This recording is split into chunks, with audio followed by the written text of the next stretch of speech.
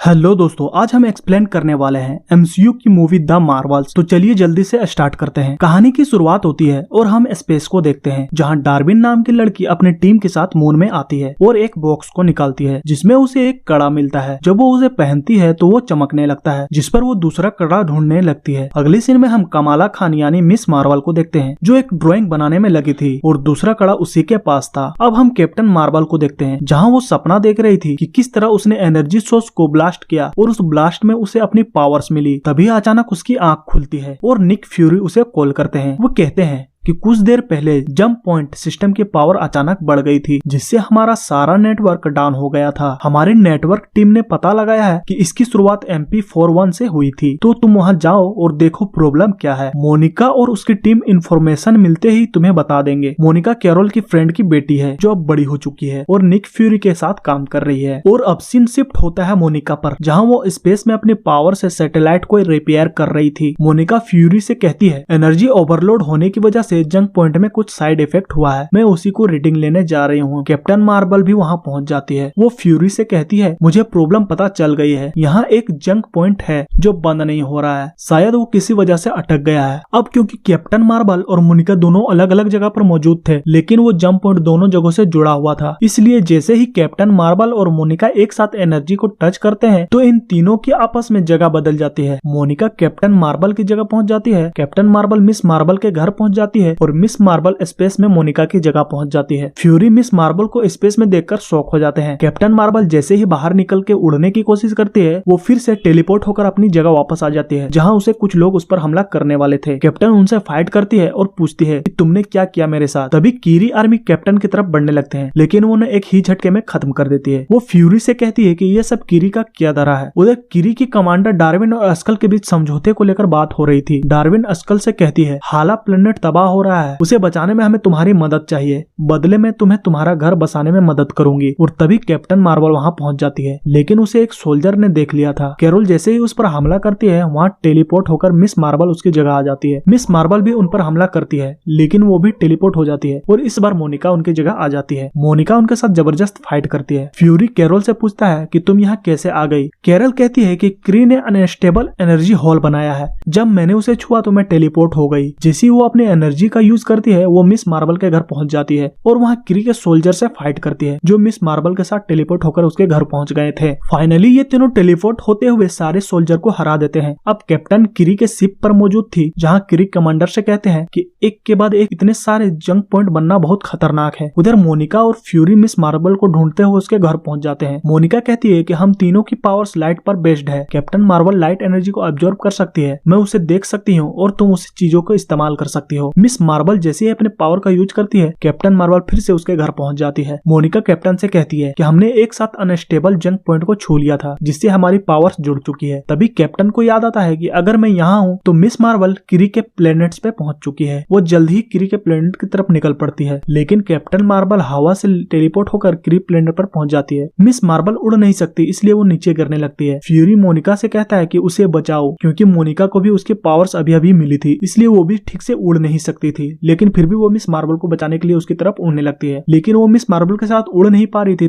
तभी miss Marvel खुद को और मोनिका को सर्कल सेप एनर्जी में सेव कर लेती है, लेकिन तभी वो दोनों फिर से टेलीपोर्ट होकर क्री के शिप पर पहुंच जाते हैं। क्री उन्हें बंदी बना लेते हैं। डार्विन उन दोनों पर हमला करती है, तभी कैप्टन मार्वल वहां पर आकर उन दोनों को बचा लेती है। वो डार्विन पर अपना एनर्जी से हमला करती है, लेकिन डार्विन के हाथ में मौजूद कड़ा उस एनर्जी को सोख लेता है, जिससे उसमें और पावर आ जाती है। ये तीनों हीरोज क्री से लड़ने लगते हैं। डार्विन अस्कल के बीच पहुंच जाती है, वहां उनसे कहती है कि तुमने मेरी अच्छाई का गलत फायदा उठाया है, और फिर वो एनर्जी की मदद से जंप पॉइंट क्रिएट कर देती है। कैप्टन मार्वल स्कल्स के लीडर से कहती है, आपको ये ग्रह अभी छोड़ना होगा, क्योंकि जंक पॉइंट वहाँ की सारी हवा को खींच रहा था। कैप्टन बहुत सारे स्कल्स को बचाकर वहाँ से निकल जाती है, लेकिन सबको नहीं बचा पाती। अब शिप पर मिस मार्वल उनसे कहती है कि मैं जानती हूँ कमांडर जंक पॉइंट कैसे बना रही है, उसके पास भी मेरी तरह एक कड़ा है, ये मुझे मेरी नानी ने दिया था, इस कड़े की मदद से मैं एक बार टाइम ट्रेवल भी कर चुकी हूँ। कैप्टन कहती है कि क्री के मुताबिक यूनिवर्स का हर जंक पॉइंट क्वांटम बैंड से बना हुआ है, यानी एक टेलीपोर्ट नेटवर्क मतलब दो क्वांटम बैंड मिलकर गैलेक्सी के कोने कोने को जोड़ते हैं। मोनिका कहती है डार्विन गैलेक्सी में जगह जगह जंक पॉइंट बना रही है, उससे अगले जंक पॉइंट बनाने से पहले हमें उसे रोकना होगा। मिस मार्वल कहती है कि मैंने उस शिप पर एक मैप देखा था, लेकिन मुझे ठीक से कुछ याद नहीं है। तब कैप्टन मार्वल एक डिवाइस की मदद से मिस मार्वल को यादों में जाती है, जहाँ उन्हें लोकेशन का कोऑर्डिनेशन मिलता है। अब उन्हें पता था कि डार्विन कहाँ पर है। मोनिका कहती है कि दोनों क्वांटम में टेलीपोर्टेशन का एक नेटवर्क बना रहे हैं, इससे स्पेस में एक जगह से दूसरी जगह जा सकते हैं। अगर डार्विन ने जंप पॉइंट बनाना बंद नहीं किया तो नेटवर्क क्रश हो जाएगा। वो ऐसा क्यों कर रही है? तब कैप्टन मार्वल कहती है कि किरी पहले हाला प्लेनेट पर रहा करते थे, लेकिन उनकी आपसी लड़ाई में वो प्लेनेट तबाह हो गया। शायद वो हाला प्लेनेट को फिर से बसाना चाहती है। मोनिका उससे पूछती है कि अगर उसने हवा को इस प्लेनेट से हाला प्लेनेट पर शिफ्ट किया है तो वो पानी के लिए जरूर कोई और प्लेनेट ढूंढेगी। खुशकिस्मती से कैप्टन मार्वल को उस प्लेनेट के बारे में पता होता है और फिर ये लोग उस प्लेनेट की तरफ निकल जाते हैं। कैप्टन कहती है कि पावर यूज करने पर हम एक दूसरे के साथ टेलीपोर्ट हो रहे हैं, इसलिए हमें प्रैक्टिस करनी होगी ताकि लड़ाई में हम एक दूसरे को नुकसान पहुंचाने के बजाय एक दूसरे की मदद कर सके। और फिर ये लोग प्रैक्टिस करने लगते हैं। शुरुआत में इन्हें थोड़ी परेशानी होती है, लेकिन अब ये टेलीपोर्टेशन के पावर को भी यूज करना सीख गए थे और फिर ये लोग जंप पॉइंट के थ्रू उस प्लेनेट पर पहुंच जाते हैं, जहाँ के लोग नाचते गाते हुए इनका स्वागत करते हैं। मोनिका पूछती है कि यहाँ ऐसा क्यों कर रहे हैं। कैप्टन बताती है कि नाचते हुए बात करना ही इनकी भाषा है। महल में जाने पर इन्हें पता चलता है कि कैप्टन मार्वल यहाँ की प्रिंसेस है। कैप्टन इनसे कहती है कि मैंने यहाँ के प्रिंस से शादी कॉन्ट्रैक्ट बेस पे की है, कानून की नजर में उसे यहाँ का प्रिंस बनाने के लिए, क्योंकि वो मेरा दोस्त है इसलिए मैंने उसकी मदद की। और फिर वो प्रिंस को कमांडर के बारे में बताती है कि जंप पॉइंट की मदद से तुम्हारे प्लेनेट में पानी चुराने आ रहे हैं। प्रिंस इन तीनों के साथ डार्विन को रोकने के लिए तैयार हो जाते हैं। कैप्टन प्रिंस से कहती है तुम उसे बातों में उलझा कर रखना और मैं और मोनिका उसके हाथ कड़ा निकालेंगे। तभी उस प्लेनेट पर बहुत सारे जंप पॉइंट खुलने लगते हैं, जिसमें से कमांडर अपनी सारी सेना के साथ वहाँ पहुंच जाते हैं। डार्विन प्रिंस को हार मानने को कहती है। प्रिंस के मना करने पर वो उस पर हमला कर देती है, लेकिन मोनिका उसके हमले को रोककर प्रिंस को बचा लेती है और डार्विन को एक जोरदार पंच मारती है। अब कैप्टन भी वहां आ चुकी थी। दोनों मिलकर डार्विन से फाइट करते हैं, लेकिन डार्विन अपने हथौड़े के एक बार से उन दोनों का हवा में उड़ा देती है